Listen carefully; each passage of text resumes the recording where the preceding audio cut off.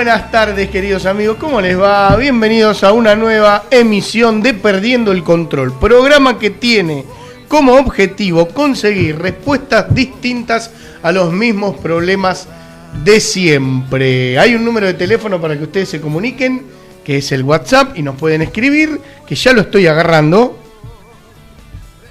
2364-690011, y hay un teléfono fijo en el cual, si ustedes así lo desean, pueden enviar algún mensaje para que lo reproduzcamos al aire, que es el 463-4497. Este programa nació bajo una idea original del doctor Carlos Zanardi, que siempre que tiene la posibilidad se raja, como en estos momentos que está en Esquel, operando. Por ejemplo. Lo tenemos a nuestro co-conductor y productor John Leandro Aguilera. Muy buenas tardes, John. Muy buenas tardes a todos. Tenemos una compañía que viene siempre, que nos acompaña, don Brian. Hola, Fernando, ¿cómo te va? ¿Cómo andan? Muy bien, gracias, Brian. Y como el programa necesita respuestas diferentes a las problemáticas de siempre, tenemos una invitada que tiene todas las respuestas, pero tiene más preguntas. Nosotros le vamos a pedir a Claudia respuestas y Claudia nos va a empezar a hacer preguntas y vamos a salir huyendo. Claudia Virelo, ¿cómo estás, Clau? ¿Qué haces? Yo acostumbrada a preguntar, no a responder. No a responder. Una vez se me ocurrió indagar a un filósofo y yo le hacía pregunta, y me dice: querido Fernando, usted está equivocado. La filosofía se basa en preguntar, no en responder. Claro. La filosofía es un mar de preguntas, no es un mar de respuestas, así que bueno, me fui con la cola entre las patas. Y el periodismo se basa en preguntar, no en responder. Básicamente lo mismo. Pero justamente de eso se trata este programa, de perder el control. Entonces, hoy vas a estar desde el otro lado. Ese es el juego, claro. Muchas veces nos cruzamos para ver, perder el control un poco de... Vos sabés, Clau, que en este programa intentamos... A ver, tenemos una filosofía de vida bastante parecida, quienes hacemos el programa, John Aguilera, el doctor Carlos Zanardi y yo, que está relacionado al universo, a no intentar de controlar siempre y dejar que el universo haga sus cosas. Y cuando el doctor Carlos Zanardi avisó que se iba, dijimos, tenemos que invitar a alguien, pensemos en temas de la semana. Empecé a mirar los diarios, los medios, y dije, ¿por qué no invitamos a una periodista? Saliste elegida, estabas anotada vos. No te quedaba otra. Y vos. No, estaba anotada vos, y saliste vos. No, mentira. Pensamos no te en otra. Y escuchá, Clau. No les quedaba otra. Y nos desayunamos con que hoy, que me empiezan a saludar y me dicen feliz día del periodista. Y digo, si ya me saludaste el 7 de junio, no, pero hoy es el internacional del periodista y las periodistas. Después está el día del trabajador de prensa. Bueno, la cuestión es que sin saber que hoy era el día internacional del periodista y las periodistas, el universo tomó el control y acá estamos. Acá está. Clau, nuestra idea era charlar un poco y teniendo en cuenta tu larga trayectoria y que hoy haces nota desde un teléfono, ya no está más el viejo grabador, el armatoste ese, que no sé cuántas pilas de Berredi gigante llevaba. ¿Recordás? No, pero yo empecé... Sí, ver cómo ha ido cambiando chiquito, todo. Era uno chiquito, pero no tanto como fue luego. ¿No era como un Walkman? Con cassette, no, ese fue después. Que no era Walkman, era un grabador profesional. Yo empecé con uno que era empecé con uno cuadradito, cassette, perillas, no perillas, teclas, sí, para ponerlo en marcha, y era complicado. Y creo que llevaba 4 pilas medianas. Bien, ¿sabés? Y con la Olivetti Lexicon 80, que era con lo que se escribía cuando empecé, no hace tanto tiempo tampoco, y nada, el grabador y por supuesto lápiz y papel. Estamos hablando, vos sabés que ese grabador que vos decís que era... Un cuadrado, un rectángulo. A Rolo Alonso lo veía yo con Rolo, como el de Rolo. Bueno, exactamente. Una cosa así. Con ese empecé, después seguí con el cuadradito. Bien, para hacer, vamos a tratar de hacer como una cronología. Clau, sí. Cuando vos decís empezaste, sí, primero comenzaste en forma amateur trabajando en algún lugar, luego te fuiste a estudiar, si tú no un poco más la historia. Pero un poco más, perdón, voy a hacer un paréntesis, un poco más atrás. ¿Por qué? Claro, ¿por qué no tengo la menor idea. ¿Por qué llega esto? Creo que porque fue no me quedó otro remedio. Mira. Es hija de médico y no le quedaba otro remedio. Mirá que justamente. Claro. ¿Viste? Mi papá quería que yo estudiara, como quiso que todos sus hijos hicieran, que obviamente de 6 hijos solo lo consiguió con 2. Él quería que todos estuviéramos volcados hacia la medicina. La realidad es que yo lo que quería hacer era licenciatura en turismo. Mira vos. Me voy a Buenos Aires, terminé el secundario, no hice todo el secundario acá lo terminé, pues yo tengo muchísimos años de mi vida vividos en Rosario. Me fui a Buenos Aires, me anoté para hacer la licenciatura en turismo, volví y le dije a papá que me anotaba para hacer turismo, y papá me dijo dónde, y le dije en El Salvador, y me dijo, mis hijos no estudian en universidades privadas.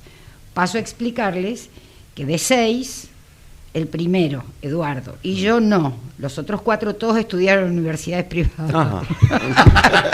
O sea, vos pagaste el derecho de piso, los dos más grandes pagaron el derecho de piso. Entonces me volví es historia real, me volví a Buenos Aires, en tren, cuando íbamos en tren, claro. Llego al departamento y me había olvidado la guía Peuser. Busco la llave del departamento y me las había olvidado. Y dije, ¿y ahora qué hago? Esto era Arenales y Uriburu. Me fui caminando al departamento donde vivía una amiga mía que estudiaba allá, que era en Charcas y Junín. No estaba. No había celular en esa época. Claro, tenía. Me paro y tenía. Último día, porque era una época donde uno se inscribía por letra, por apellido, es decir, la A, la B, la C. Bueno, era el último día, era común a todos, era el último día para inscribirse, y tenía la Facultad de Medicina, enfrente, cruzando Córdoba, tenía la Facultad de Ciencias Económicas, estaba Odontología. ¿Y yo qué hago acá? Estaba la de veterinaria, ahora está. No, pero yo en mi ignorancia absoluta sabía que tenía medicina, odontología, y cruzando Córdoba tenía la de Ciencias Económicas. Ciencias Económicas, y yo jamás, pues toda la vida me llevé matemáticas, me he llevado todo, pero matemáticas más. Y bueno, dije, ¿con qué? ¿Dónde me anoto? Y me metí en la Facultad de Medicina, en el subsuelo. Certificado analítico original, no había llevado copia. Sí. Mi certificado analítico original está en la Facultad de Medicina. No, quedó ahí. Porque me anoté para hacer kinesiología. Porque me puse a mirar las carreras que se podían cursar y la que menos química tenía era kinesiología. Claro. Y yo química no. En la absoluta ignorancia de la adolescencia, propia de la adolescencia. Sí, claro. Era así. Obviamente curso de ingreso, me rebotaron en el curso de ingreso. ¿No era el CBC, no? No, era curso de ingreso. Curso de ingreso, era curso de ingreso. Una vez que había ingresado. Curso de ingreso en la UBA, Facultad de Medicina, pero para hacer kinesio. Me rebotaron, no aprobé. Volví a Junín y papá me dijo, vamos que podés anotarte para hacer instrumentación quirúrgica. Y me anoté, pero tampoco, aprobé. No aprobé. No, pero ahí no aprobé porque no quise. La de kinesiología. Claro. Y me fui con mi mamá. Claro. ¿A Rosario? Claro. Y en Rosario, ahí lo que me pasó, yo siempre más me volcaba al otro. A mí me gusta leer. Pasarme la vida leyendo sería un placer. Pero bueno, más a las letras que a los números. Y lo único que tenía era mi mamá, que me pasaba por donde yo estaba sentada, que era generalmente sentada mirando el televisor, y me decía, Claudia, tenés que estudiar, Claudia, tenés que estudiar, Claudia, tenés que estudiar, Claudia, tenés que estudiar. Picaseso. Todos los días me picaba, sí, era un picaseso. Todos los días era, Claudia, tenés que estudiar. Sí. En Rosario, en Canal 3 y en Canal 5, en una época del año, se publicaban, se promocionaban a través del canal todas las carreras que se podían cursar en Rosario, a nivel universitario, a nivel terciario. Y un día encuentro que en el Instituto Superior en Ciencias de la Comunicación había carrera de Relaciones Públicas y Periodismo. Ninguna tenía química. Ninguna tenía química. Íbamos bien, ya, claro. Fui y me anoté. Obviamente A mi papá no le dije que me había anotado a estudiar periodismo. De ninguna manera me sacaba patadas. Claro. Me sacaba patadas. Así que empecé a trabajar para bancarme, obviamente, todo lo que pudiera. Y empecé a estudiar periodismo. Y en el primer mes de estudiante de periodismo, el primer mes, viajo a Junín para Semana Santa, y cuando estoy volviendo a Rosario, en la época en la que podíamos hacer dedo, con una amiga que era de acá de Junín, que estudiaba en Rosario, tomamos el pullman General Belgrano, llegamos a Pergamino, nos bajamos en Pergamino, no teníamos colectivo, nos fuimos caminando por una de las avenidas que va a Ruta, haciendo dedo. Y paró un auto, un Renault 12 azul, paró, dijo, chicas, ¿a dónde van? A Rosario, vamos que la llevo. Mi amiga se sentó adelante, yo me senté atrás y me puse a hacer crucigramas, que me encantaba. Hasta que en un momento me pregunta la persona que manejaba, yo que estudiaba, le digo periodismo, y me dice, hoy mi papá es director de una revista en Pergamino, la revista se llamaba, creo que era Mundo 21, no me acuerdo, pero algo así. Eso fue Semana Santa. Pasó, nos intercambiamos los teléfonos, él se llamaba Eduardo Gaza, era arquitecto, vivía en Rosario, el padre en Pergamino, revista, y al mes, el 29 de mayo, el día de mi cumpleaños, tocan el timbre en el departamento, era Eduardo Gaza, que venía para ver si yo no quería escribir para la revista del padre. Y empecé a escribir en esa revista, a hacer notas. La primera fue Pepe Soriano, le hice nota a Carmen Barbieri, le hice nota a Richard Kleiderman. Buscaba notas de ese tipo. Un día me vine a Junín un fin de semana. En una época le hice una nota a Toti Iglesias. Nada de información, porque era muy difícil. Era otra cosa. No, y en esa época, además, yo ni siquiera sabía cómo se manejaban en una redacción. Claro. Yo recién arrancaba a estudiar periodismo. Bueno, y así, porque no voy a estar 3 años, el asunto es que el día que escribo mi primera nota, que creo que fue la de Pepe Soriano, me presentan en la revista con una fotito, Claudia Virelo, pim pum, y esa revista, como hablaban mucho de tango, viene a parar a Junín a manos de Lalo Massi. Y Lalo Massi en la radio, en el ET20, dice, una periodista de Junín, decía periodista. Claudia Virelo, así se enteró mi papá que yo estudiaba periodismo. Por la radio. Increíble. Ahora, fíjate cómo el universo conspira, porque son... Sí, uno puede decir qué casualidad, pero no, Claudia. No, pero claro, además algo. Cuando mis padres se separan, en el año 71, yo me voy a vivir a Rosario, y mamá con una psicóloga, qué sé yo, la psicóloga le decía que estudiara, que lo mejor que podía hacer. Estamos hablando de una separación en la década del 70, no en el 2020. Claro. Entonces mamá se puso a estudiar comunicación social. Entonces ella estudiaba comunicación social y yo veía a todos sus compañeros en mi casa estudiando, así que nada, mi primer contacto podría decirse que pasó por ahí.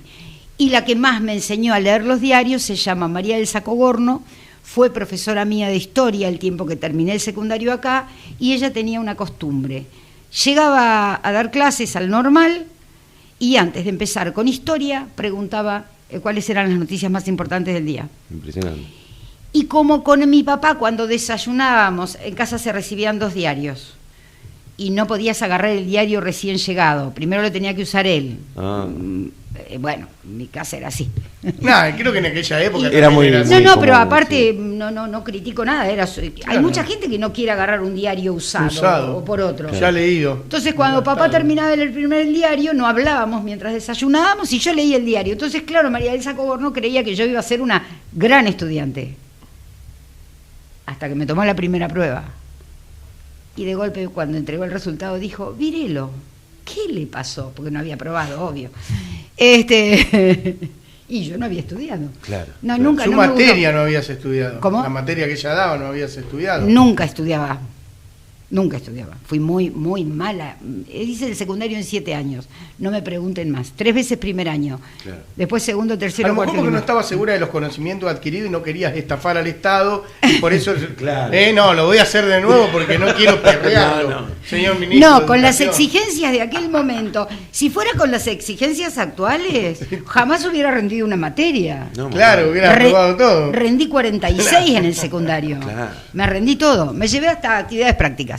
Educación física, ¿qué no me llevé? Bueno, dale, ya está. Bueno, amigos, este programa se llama Perdiendo el Control, todos los viernes de 18 a 19 horas y tratamos de traer algún invitado que nos sorprenda, que tenga una historia de vida, que nos cuente. Estamos en vivo, me acompaña John Aguilera, Carlos Zanardi, que está, no sé si en algún momento lo vas a contactar, a ver si logramos salir al aire, y o casualidad o no, siendo hoy el Día Internacional del Periodista, le invitamos a Claudia Virelo, que creo que de los periodistas que están en actividad, salvo, estoy pensando en Jorge Camarero también, debe ser la que más más trayectorias tiene. ¿Qué? No va a decir la más vieja. No, la que más recorrido. Una vez el director la que más experiencia tiene. La que más veces ha visto girar la Tierra alrededor del Sol. Había un director en este medio hace mucho tiempo que le daba con un caño a todo el mundo cuando escribía. No hace falta que dé nombre, ¿no? Y un día, para darme con un caño, lo único que encontró fue escribir. La lógica hubiera sido, por caballero, escribir una vieja periodista. Hace años de esto. Y escribió una periodista vieja. No me voy. Y estoy hablando de muchos años atrás. Pero ¿cuánto hace que? 5, 7. No, más. El Papa lleva 13 años.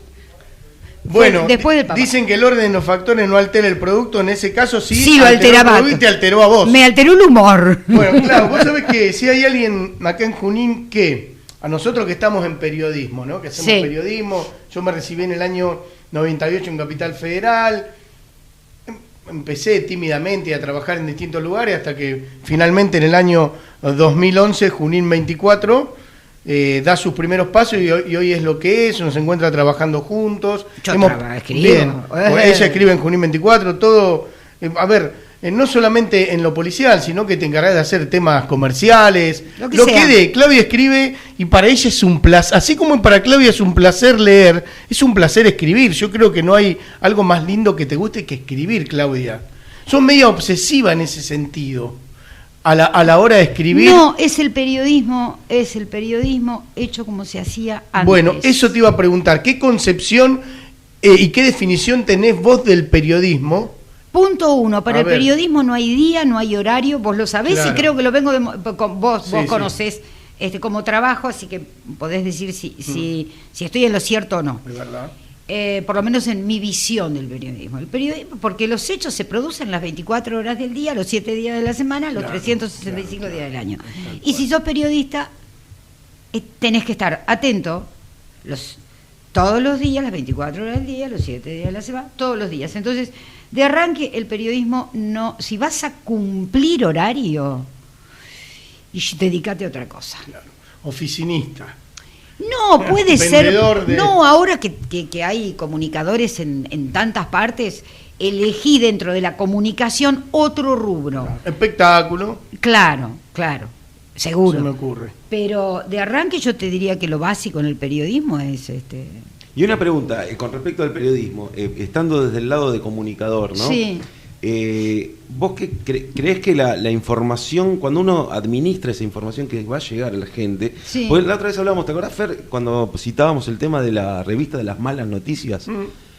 Contale cómo fue eso, como para darle una introducción. Yo me acuerdo cuando yo estaba estudiando en Capital, yo no me acuerdo si era Gerardo Sofovich o si fue Chiche Helblum o alguien por el estilo similar. Sí.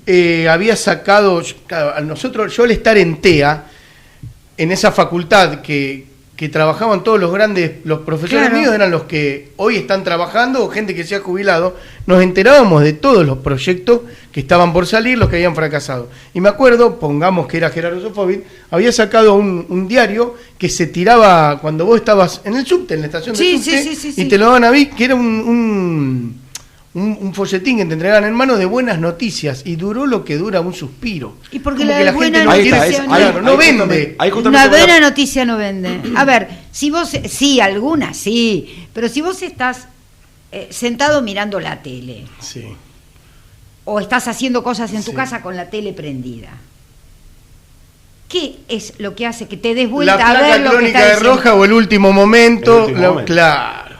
el urgente, el último Pero el urgente y el último momento no puede llegar a ser bueno. Es que a veces sí, pero en general no. Y la buena noticia en general no vende. ¿Y a qué crees? ¿A qué le atribuís eso? ¿Por qué? Porque es el mismo ser humano. El ser humano es así. A vos te puede... A ver, ¿qué te llama? ¿Qué cosas te llaman la atención de las noticias? Estadísticamente, ahora, a ver, esto puede ser una estadística vieja. ¿Por qué? Porque ya no es más lo mismo hoy que hace 15 años atrás.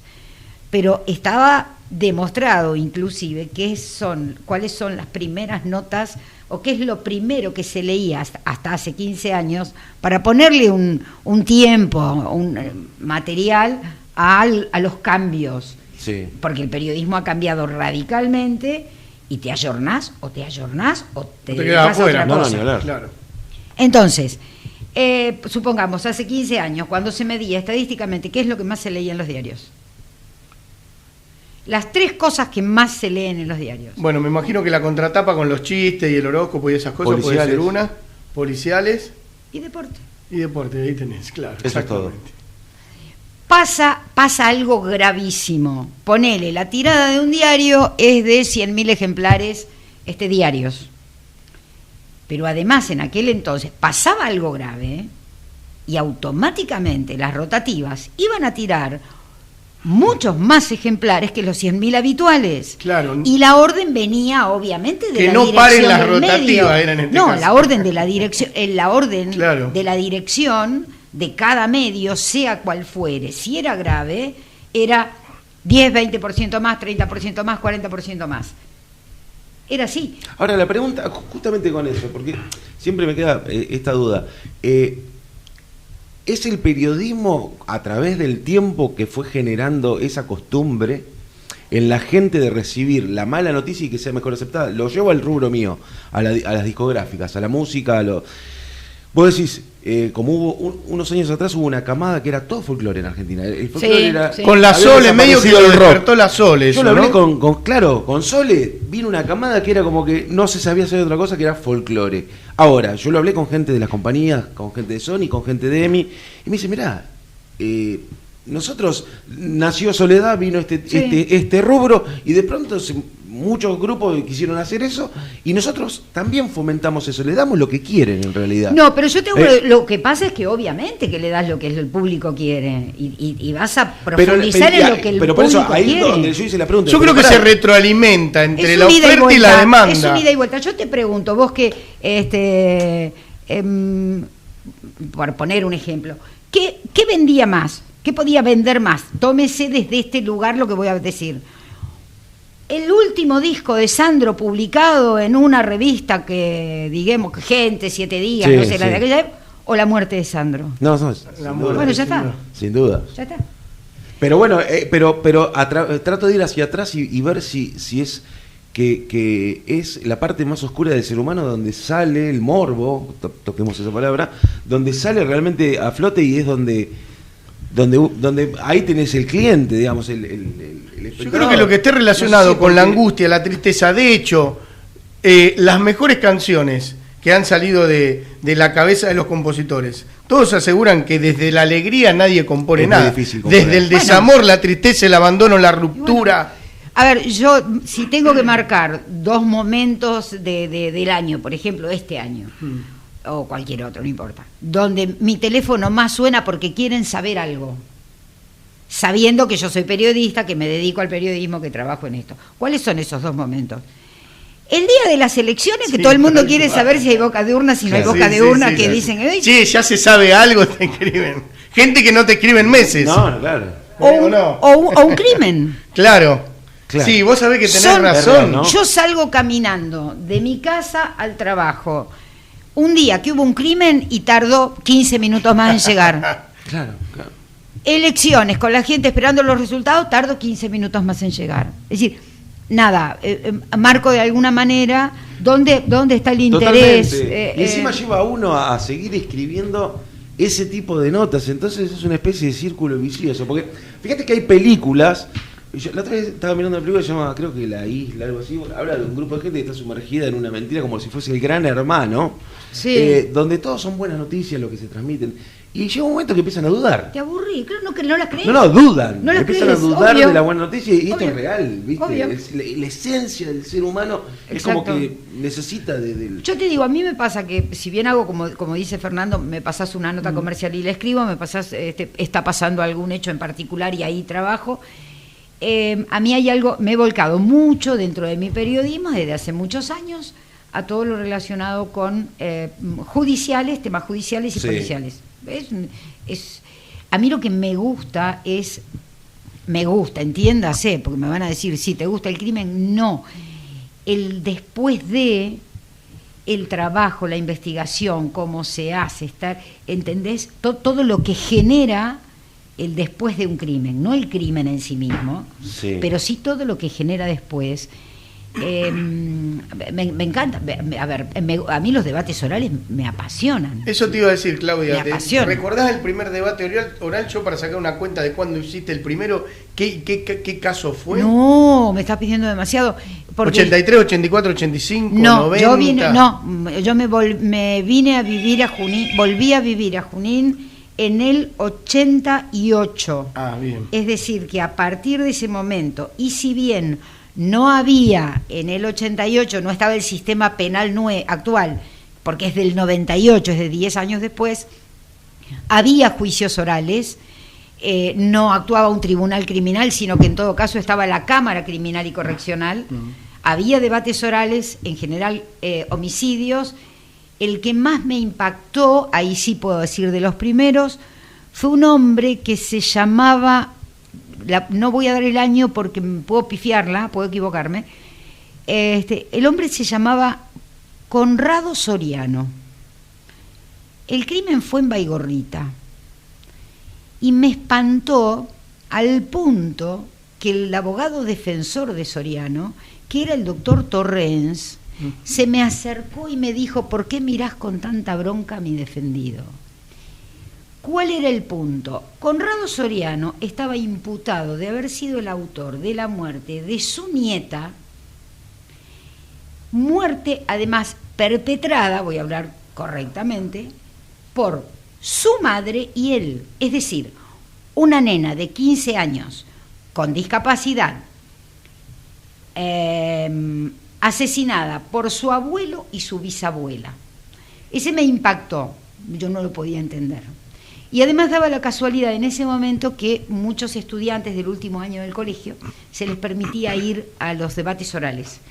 Y me acuerdo que estaba sentado el doctor Oscar Peretti, quien fue durante mucho tiempo presidente del Consejo Deliberante, un señor de esas personas que se han dedicado a la política, que vale la pena destacarlas, que él estaba acompañando porque su hija, creo que era su hija, la que formaba parte de un grupo de estudiantes, que me acuerdo que conversando fuera de la sala de audiencias me dijo: hasta la cara de Conrado Soriano es la cara de un asesino. Bueno, toda una cosa. Pero creo que el que más me impactó de la primera etapa puede ser el asesinato de Conrado Soriano, sobre todo por el contexto. Además, la mujer, es decir, la bisabuela de la nena, no llega al debate oral porque muere un mes antes. Entonces el único que llega al debate oral es Conrado Soriano. Ese podría decirte que es del posiblemente fines de la década del 80, principios del 90, pero impresionante. Anda por ahí. Ahora, la pregunta es, también yendo a otro lado, ¿cuánto te afecta toda la noticia? Porque vos sos una especie de receptora de noticias, sí, y obviamente tenés que, como cuando yo escribo una canción, yo me meto en el arreglo de cuerda y todo, yo en el caso mío escribiendo arreglos de violines y disfruto y termino así sentado mirando mi estudio. Sí. Vos muchas veces escribís noticias que son terribles. Y son densas. Terribles, son terribles, son oscuras. Entonces, ¿cuánto te afecta a vos o qué trabajo haces vos en lo personal para... Y trato de separar. Y muchas veces no puedo. ¿Sabes cuándo no puedo? Y me pasa siempre. Cuando en definitiva frente a un crimen uno termina tomando contacto, que inclusive en lo personal trato de evitarlo siempre, pero es inevitable también si querés trabajar bien. Profesionalmente, claro, te lleva a la fuente. Entonces, el contacto con la familia de la víctima, ¿no? Entonces, y ahí no podés separar. Y el detalle de vos cuidar cada palabra a la hora de redactar. Tenés que tener un cuidado terrible. En transcribir, en tenés que tener muchísimo cuidado porque uno lo que hace... Mira, me pasó una vez, estábamos con Fernando, daba sus primeros pasos, creo que Fernando, y estábamos cubriendo un crimen, no importa igual. Estábamos un domingo muy temprano en la mañana y ya estaban las redes, internet ya estaba, Junín estaba con... Y yo lo veo a Fer que estaba escribiendo y me acerco, no pude con mi genio, y le digo, Fer, deja que la familia primero se entere por otro lado, que no se enteren por vos. Mira. ¿No? Son pequeños detalles. Lección forever, claro. Y eso lo hago siempre. Viste que por ahí tenemos datos, hay un accidente muy grande, hay víctimas fatales, son de Junín. Claro. Esperemos. No es corriendo ir a la primicia si estás lastimando realmente a alguien. Más de una vez, ¿cuál es el límite que uno debería tener como periodista? Y creo que es el dolor ajeno, que el dolor que se podría evitarlo, se me ocurre. Porque además no podés sumarle más, no podés sumarle más dolor al dolor. Y el crimen es extremo. Claro. Extremo. Entonces, no, yo por ahí tengo mucha relación. Pero te ha pasado, por eso, de sentirte escribiendo notas y te baja la vibra de un modo increíble que vos decís, lo que pasa es que tratás de separar. El problema es que en el momento que vos tomás contacto con las familias de una víctima, entonces ahí palpás las cosas de otra manera, las vivís desde otro lugar, no desde lo estrictamente periodístico. Claro. Y vos sabés que me ha pasado desde este tiempo, no sé cuánto hace que estamos trabajando juntos, está en Junín 24, prácticamente cuando cerró el ciclo de... No me acuerdo, pero del programa semanal que hacemos, más de un año seguro. Claro, sí, más de un año seguro. He caído en la cuenta, que ahora yo la utilizo esta frase yo, de que la gente, ahora vamos a ir a una pausa, pero dejo esto, de que la gente me dice, che, y vos te debés enterar de todo. Y Claudia va a coincidir con esto. Es más lo que uno calla que lo que uno publica, ¿o no? ¿Cuántas veces vos me tirás data que sabés que tenés? Pero es porque necesitas pruebas y necesitas elementos. Claro. No, pero a veces por cuidar al otro también, y obvio. No poner detalles. No poner detalles no. Por eso, pero esto es una información que van absorbiendo. Mira, y te voy a contar algo de la lealtad, y atención si hay alguna fuente informativa que está escuchando. A ver... Claudia, además es buena periodista, es buena relacionista pública, y uno tiene que cuidar la fuente porque donde los traicionaste una vez y los quemaste, nunca más. Claudia pero jamás. Ella te va a decir, mira, Fernando, yo tengo esta fuente, lo vamos a publicar porque está recontra chequeado. Jamás, Claudia me dice, no te puedo decir quién, mira, Fernando, me muerdo la lengua, pero no lo decís, y tampoco yo te lo pido porque no es una cuestión de andar sabiendo. Porque la fuente no alcanza como para que un periodista sea confiable. Y el único capital, no hay otro, el único capital que tiene un periodista es la credibilidad. Claro. Y un error te puede costar 30 años de trabajo. Te condena. Eso habla del grado de profesionalismo. Bueno, me hace acordar ese error que vos decís que te puede costar la carrera, a la película Granizo de Franchella. No la vi. Bueno, Franchella él dice que si Franchella era el pronosticador, era Matías Bertolotti de TN. Sí. Y el tipo, todo el mundo lo paraba con la calle, como te paran a vos y te dice, che, ¿quién mató a quién? Sí, bueno, y le dijeron... como te llega información bueno, también, exactamente, bien. Y le preguntan a Franchella, la gente lo paraba en la calle, porque se corría la bola de que iba a caer una granizada que iba a dejar nada. Y el tipo dijo, esta noche cenen afuera, no pasa nada. Se vino una granizada. No quedó nada. Bueno, mató perros, todo. Bueno, el tipo, o sea, le arruinó la carrera para siempre. Después se termina reivindicando por un dato que le tiran de una persona que tenía un método con muñequitos Jacks. Sí. Él se va a Mendoza, los muñequitos pierde su carrera, y un tipo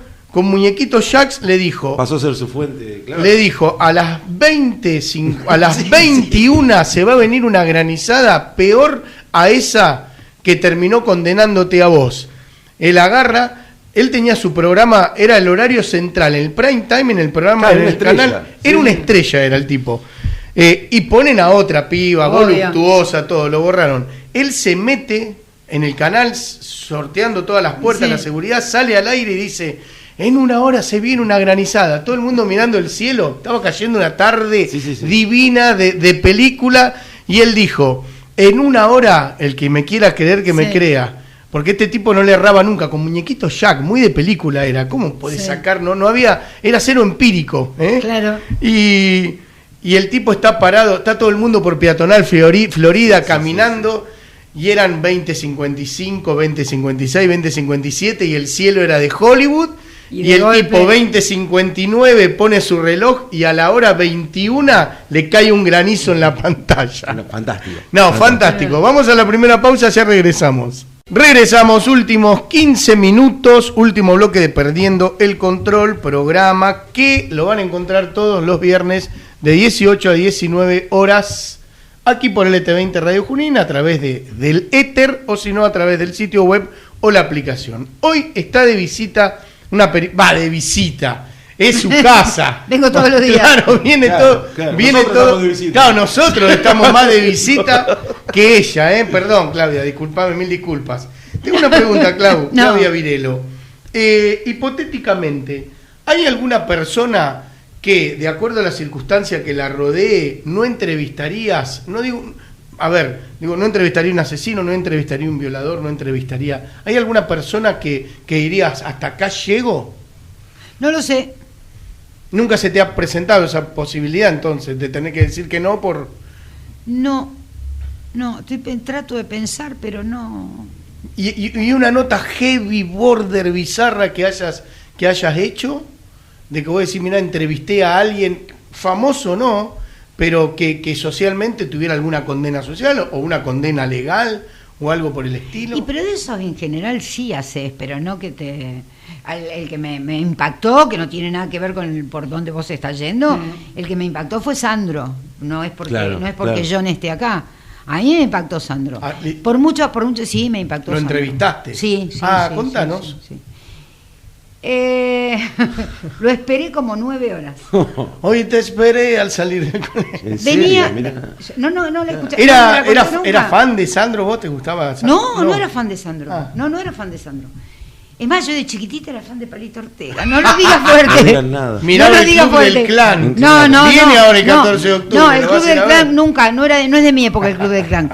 Era de un muchacho como yo, esa época. Sí. No. 9 horas lo esperaste. Pero una nota Sandro era una nota Sandro. Sandro. Una nota Sandro. Entonces me siento en la parte de adelante del Hotel Embajador, 3 de la tarde. Seguía igual que ahora la parte de adelante, la recepción al fondo y acá al costadito. Sí. Grabadorcito, cruzada de brazos. Porque yo sabía que si llegaba sobre el horario de llegada de él, no me iban a dejar entrar. Entré y me senté. ¿Y nadie te preguntó nada? No me acuerdo, pero nadie me dijo nada. Bien. Supongo que como iba Sandro sabían, pero en el hotel seguramente me conocían porque yo también trabajaba acá. ¿Año, recordás? ¿Aprox? Venía de Rosario, fue el año del que se compró el papagayo. ¿Cuándo fue? ¿Un papagayo? Sí, se trajo de Rosario un papagayo. En el colectivo. Yo me imaginé un papagayo de los que te ponen en el sanatorio. Ya había empezado a tener problemas de próstata, Sandro. No me quemé. No. Fue el año que venía de actuar. Que se me vino a la cabeza. ¿Me puedo retirar yo? Porque el papagayo ese era insoportable. Pero insoportable hasta el modo que mi viejo, cuando estaba... Porque era entre la casa de Roberto y el estudio de grabación, estaba el papagayo. Y un jardín de invierno, algo así tenía. Un bicho, pero bueno, yo fui testigo de que empezaban a grabar, ¿viste? Y empezaba el bicho a gritar. Quería meter coros. Mi viejo decía, bajá a Cogotá ese bicho. Y lo había comprado en Rosario, porque viene de actuar en Rosario, actuar en Junín. Qué hijo de mí. Y trae el papagayo en el colectivo. Esos son los 80 y pico, Papagayo. Después del 88. Sí, porque... Yo hasta el 88 acá no estuve. Sí, fue esa época. 80 después del 88 90, seguro. Más 90. Pero ya, yo te digo porque fue donde sucedía de que el bicho empezaba los gritos. Sí. Y tengo una foto del bicho por ahí. Mira. Bien. Vos sabés que fue calcular 91, 92 que ya no grabaron más. Entonces fue entre el 88 y el 92. Ahí está. Bien, lo esperaste ahí. En eso. Sentadita, 3 de la tarde, 4 de la tarde, 5 de la tarde, 6 de la tarde, no llegaba, 7 de la tarde, no llegaba, 8 de la tarde, no llegaba, 21 no llegaba, ya había juntado gente afuera, era un escándalo, 22 y algo llega. Y yo, ¿cómo hacía? Entonces, es como que él entra por ese pasillo del embajador y a la derecha de suya, donde va entrando, estaban paradas sus chicas. Las nenas. Las saluda una por una. Eran oficiales, las nenas oficiales. Claro, por eso estaban adentro. Claro. la saluda una por una y yo me paro al final. Una nena nueva, dijo. Una nena nueva. Lo saludo y cuando lo saludo me presento. Total. A ver, esas notas las tenés perdidas. Ya está. Claro, he perdido. Vos vas a ver. El no ya lo tengo, claro. Claro, vos vas a ver si sí o si no. Me presento, me dice que sí para la nota y me dice dame 10 minutos. Y se va. Dije, la perdí. No viene nunca más. No viene nunca más. Igual me quedé, claro, obviamente. Había esperado 7 horas, esperar 10 minutos más. A los 10 minutos baja en el ascensor del embajador un señor flaco, largo, Anderle, muy alto, Anderle. ¿No era Anderle? No, sería el asistente de él. Bueno, largo era de el asistente anteojos, de los Adams. Creo que canoso, no me ya me está Pablo. pidiendo. Bueno, Pablo. Un hombre grande. Pablo era el guardaespaldas. Era un hombre grande. Baja, un hombre grande, largo, Un ser alto. increíble, divino. Y me dice, no me voy a olvidar más. Nena, vení. Agarré el grabador, ¿sabés qué? Claro. Dejate un surco. Y cuando voy a subir al ascensor había 3 periodistas parados que se querían ir al humo. Al ascensor. Ahí te echaron un tacle. Y claro. este hombre, que nunca le pregunté quién era, le dijo, no, ustedes no. Y entré. Qué fantástico. Vi luz y subí. Claro. Subo. ¿Para qué medio trabajabas en esa época? Creo que estaba... ¿Semanario no? Porque está No. la foto En de, esa época no. está Roberto No. con la foto, está Roberto No. sentado con el semanario en la mano. No, Y no, está- para ahí semanario está- no, porque era ¿no? radio. No, porque era radio. Ah. Era radio. A ver. Abril del Abril 93. Mirá. ¿No, ¿Qué nos avisan eso? Te acordás Ahí vos? está. Bueno, Miralo. Lo buscó, abril del 93. subo, se ve que se había duchado, sale, se sienta y pide un café. En esa época no había bar en el Hotel Embajador. Entonces, piden... Leños. Leños o Yellow, no sé cómo se llamaba. No, ya esa época Leños, Sí. porque yo lo frecuentaba y era década del 90. Va Pedro, el mozo, el flaquito chiquitito de bigotes. Va Pedro, sube, pregunta qué tomamos. Sandro tomaba café. Sí, tomaba café, yo pido un café. Desde 45 minutos de nota. Un montón. Sí. Bueno. Yo le decía porque sabía que tenía que presentarse y que había gente esperando. Se y yo sentía decía, re a gusto, sigo. sin duda. Fueron 45 minutos de nota. Y le decía en la nota, cuando haya que cortar, cortamos. Y él seguía. Y me asombraron varias cosas. Primero que con el cigarrillo que terminaba de fumar, prendía el otro. No paró de fumar en ni un segundo. Y después lo que más me gustó fue que era la sensación que yo me llevé de una persona que se reía de sí misma. ¿Me entendés? Es decir, sí, él se reía de sus cosas, las disfrutaba. ¿Viste? Me encontré con un tipo normal, que por ahí te lo Roberto muestran era de eso, otra justamente una manera. persona de un humor fantástico. Bueno, Él se digamos reía de algo. sí mismo. John Aguilera vivió 4 años con Roberto en la casa, o sea que está Claro. confirmando lo que dice. Él se reía sí, de es sí real. mismo, ¿entendés? Empezaba por eso para después poder repartirte tranquilamente. Claro, Era un o sea, truco. si yo, que soy Roberto, me pego a mí mismo, ¿cuánto más Vale te va a para poder pegar a todos, vos que claro. sos parte del Bueno, equipo? y después de eso, a Darío Suárez me pidió la nota, que le di el cassette con la nota hecha Darío, Sandro. biógrafo de Roberto Claro. Sandro, va. Y Darío me manda que me habían mandado las nenas de Sandro la foto del momento en el que él me saluda. muy bien. Mira vos. Claro.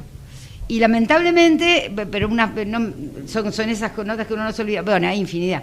Pero digo, lamentablemente perdí en una mudanza, sí. perdí una carpeta con todo mi historial de fotografías, que si alguien lo tiene, quiero Mudanza recuperarlo. al mar, por ejemplo. Hace más de 10 años. Y los perdí. Así que fue una persona, su personalidad, A es mí la que te impactó. Claro. Creo que lo primero que me impactó fue que cumpliera con lo que había dicho. Sí, claro. No, era Eso una persona es de lo palabra. primero. Sí, porque vos te encontrás a lo largo de décadas de periodismo que te sí, dicen claro. sí, dame un minutito y no vuelven nunca más. Sí, sí, sí. Entonces lo primero que me impactó fue eso. Porque yo lo di por perdido. Cuando él me dijo, dame 10 minutos, me senté por las dudas, pero lo di por perdido. Y no lo perdí porque pude hacerla. Después me impactó su personalidad, pero el hecho de haber cumplido con la palabra. Él era Sandro, yo era una periodista de una ciudad de menos de 100.000 habitantes. Justamente esos fueron sus valores para lograr ser quien fue. El tipo cumplía realmente, yo lo he visto en cientos de ocasiones. Sí. Cumplir con su palabra y yo decía, uy, acá qué pasa. Bueno, mira, te voy a decir algo, yo hago esta reflexión. Vos decís que Roberto era crítico de los demás cuando tenía que serlo, pero el primero de sí que mismo, se criticaba era él. De sí mismo. Y Roberto, por lo que vos me comentaste, ¿cómo no va a cumplir con la palabra cuando el primero que la cumplió fue él? Cuando a vos te hace agarrar de su biblioteca un cuaderno que desde la primera hasta la última hoja tenía la firma que decía Sandro. Él se había prometido. Él se había prometido a sí mismo que iba a llegar a ser. ¿Y por qué se llama Sandro el nombre artístico de él? Porque sus papás le querían poner Sandro y no estaba aprobado, no estaba aceptado el nombre. Él mismo, si no lo él tenía una frase que decía, vos todos los días sos vos mismo quien se tiene que levantar y ponerse el revólver en la cabeza. No espere que venga otro. Claro. Ponételo vos mismo. Y hacé lo que tengas que hacer. Claro. Digamos, él, con esto que decía Fernando de la firma, fue fantástico. Yo me emocioné ese día. Mirá que viviendo en su casa, ya era cotidiano, era, digamos, de comer a la noche, comer al mediodía, de quedarnos charlando. Convivencia. No había asombro de nada. Y eso fue una de las historias que me asombró. Cuando yo le pregunto sobre la fama, él me iba preparando para una posible fama, de hecho, desde cómo comer con los cubiertos, los 4... En lo de Mirta, te imagino lo de Mirta. Se puede suceder. Y lo del libro, lo del cuaderno, digo, ¿cómo llegaste a ser Sandro? Y me mira y me dice, mira, Juan, agarra el cuaderno ese que está ahí, fíjate, anda a la biblioteca, ¿eh? Y empecé con el dedo a buscar, me dice, ese que está ahí, agarra. Y cuando lo abro, me dice, míralo. Y lo empiezo a mirar, era un libro estilo, un cuaderno... Un cuaderno de tapa dura de Rivadavia, algo así. Rivadavia, tapa dura. Y todo ya beige. Viejo. Vintage. Todas las hojas... Todo sepia. Y todo decía Sandro. Desde la primera hasta la última página, un libraco. Digamos, y de eso me dice, yo estaba practicando mi firma cuando era muy chico, de pendejo. Pero además porque sabía que iba a ser famoso. Si vos, por ejemplo, no era un tipo pagado de sí mismo, en eso hay de las notas que uno ha hecho a lo largo de tantos años de todo tipo, por ejemplo, el Puma Rodríguez también es así. Claro. Tipos súper agradables, súper simpáticos, pero también muy divertido. Claro, ahora, por ejemplo, Jairo, ¿no? Claro. Yo amaba a Jairo y el día que tuve que ir a hacer, y el día que le tuve que ir a hacer una nota a Jairo, ay, qué decepción me llevé. Claro, terrible. ¿viste? Una cosa es la que está para afuera y otra... Después con los años he tenido que volver a hacer nota con Jairo y ha sido distinto. Pero ese primer impacto... Bueno, hay que ver también en los artistas... ¿Qué día tendría? Yo he tratado con Jairo varias veces y siempre fue un tipo agradable. Después en otras notas, pero en mi primer impacto, además que yo a Jairo lo seguía... Sí, encima es la que te queda, el primer impacto cuando vos... A mí me pasó con Salinas, con el guitarrista Salinas. Claro, Luis Salinas. Digamos, con Luis. Claro, con Luis Salinas. Yo siempre rodeado, yo de chiquito, rodeado de famosos. En mi cumpleaños son todos famosos. Yo tengo fotos de 5 años... con todos hijos de famosos y todos artistas, Juan Marcelo, María Marta Serralima, El Paz, Rocky Nilsson, que era lo que hizo toda la música de Telefe, digamos, y eran todos en la foto de cumpleaños, y yo acostumbrado a eso, para mí siempre obviamente el trato con el famoso era normal, y un día me acerco, había estado en el Ateneo y estaba Salina, y me acerco y digo, ¿qué haces, Luis? ¿Cómo andás? Yo soy Rubén Aguilera, y dijo Rubén, ok, me dijo, y se fue. Me arruinó. Es como que le mandaste un mensaje de WhatsApp gigante y te puso ok. No me respondió. Digamos, y me quedó para todo el camino un sabor amargo.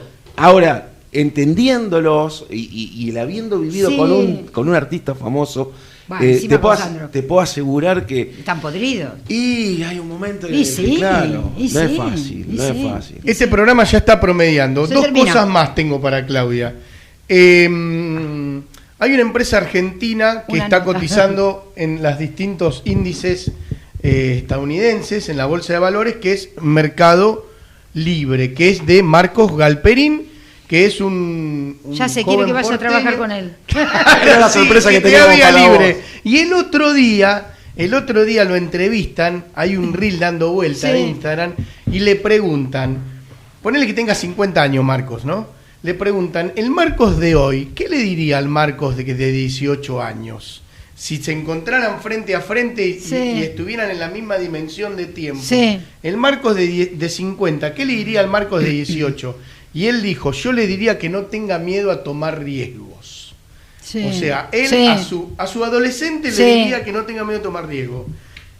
¿Alguna vez te pensaste qué le podría decir la Claudia actual a esa Claudia que se metió, se anotó en kinesiología porque no tenía matemática? No, nunca me lo pregunté. No, la verdad que no. ¿Qué me diría a mí misma? Claro, como para retrocediendo camino, en el tiempo, como para decir algún temor que vos has tenido a lo largo del tiempo y que sabés que lo terminaste sorteando y... Es que no, canto mucho, lo que podría decir es vivirlo de la mejor forma posible, porque además tampoco podría decir, bueno, pero trata de esquivar esto. No, porque todo lo malo te hace lo que sos. Todas las patadas en el traste. Yo tenía un jefe en una época, se llamaba, murió ahora ya, que era Raúl Portal.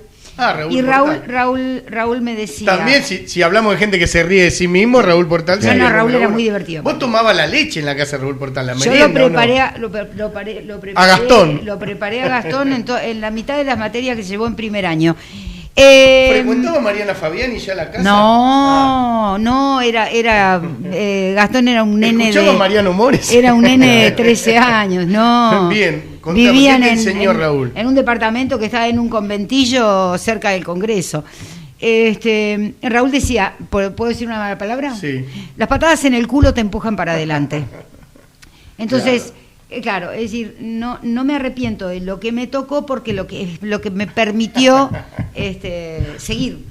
Bueno, nos vamos a ir, amigo. Este programa se llama Perdiendo el Control. Nos van a encontrar el próximo. De Raúl Portal, a ver. Que tenía el Raúl el portal de las mascotas. El portal de las mascotas. Los perros que tenía Roberto en su casa eran todos regalados por Raúl.